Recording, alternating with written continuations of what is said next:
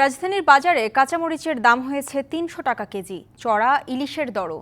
তবে স্থিতিশীল আছে সবজি, মুরগি ও ডিমের দাম। বিক্রেতারা বলছেন, চাঁদাবাজি ও সিন্ডিকেট কমায় পণ্যের দামও কিছুটা কমতির দিকে। তবে পণ্যের দর নিয়ে এখনও সন্তুষ্ট নন ক্রেতা। তাদের দাবি, কৃষকের পণ্য ন্যায্য মূল্যে আসুক ভোক্তার হাতে। রাজধানীর তালতলা কাঁচা বাজারে অনেকটাই স্থিতিশীল আছে সবজির দর। বেগুন মানভেদে ৭০ থেকে ১০০, পটল ঢেঁড়স ৫০ আর আলু ৬০ টাকা কেজি। সরবরাহ কমায় দাম বেড়েছে কাঁচা মরিচের। মরিচের দামটা ব্যাপারটা, কাঁকরোল ৮০, পেঁপে ৪০, পটল ৫০ টাকা কেজি। এক সপ্তাহ আগেও প্রতি কেজিতে ১০ টাকা বেশি ছিল, এখন একটু কম। সিন্ডিকেটটা ছিল, চাঁদাবাজি ছিল, সেটা যেন আর না আসে, পুনরায় না ঘটে এই বাংলার মাটিতে। মানভেদে পেঁয়াজ ৯০ থেকে ১২০ টাকা কেজি আর আদা ২৬০, রসুন মিলছে ২০০ টাকা দরে। এখন দেশি পেঁয়াজ আছে ১২০ টাকা, পাকিস্তানি পেঁয়াজ আছে ৯০ টাকা, ইন্ডিয়ান আছে ১০০ টাকা। কৃষকদের কাছ থেকে যে প্রাইসটা আসছে ওইটা যে আমাদের কাছে পাচ্ছি তা কিন্তু না, মধ্যভোগীরা কিন্তু এখনো অ্যাক্টিভ।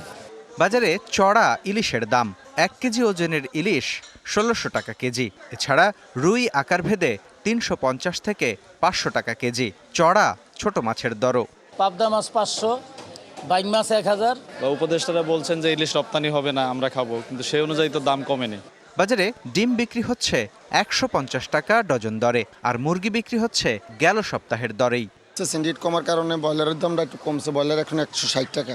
সোনালী বিক্রি হচ্ছে ২৫০, ২৬০। সিন্ডিকেট যদি ঘুরে না আসে, এটাকে সরকারকে প্রচেষ্টা করতে রাখতে হবে। সরবরাহ বাড়ায় কেজিতে ১০ টাকা কমেছে খোলা চিনি, বিক্রি হচ্ছে ১৩০ টাকা। মসুর ডাল মানভেদে ১১০ থেকে ১৩০ আর খোলা আটা ৪০ টাকা কেজি। বাজারে গেল সপ্তাহের দরেই বিক্রি হচ্ছে প্রায় সব ধরনের চাল। মিনি ক্যাট আপনার ৭৪, ৭২ এরকম, নাদির শালটা ৮০। নতুন করে আর কমে নেই দাম, আবার বাড়েও নেই। আমরা চাই শান্তি আসুক, দেশে একটা স্থিরতা আসুক। তবে এখনও চড়া গরু ও খাসির মাংস।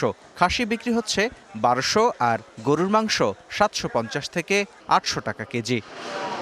মুস্তফা মাহবুব, ডিবিসি নিউজ, ঢাকা।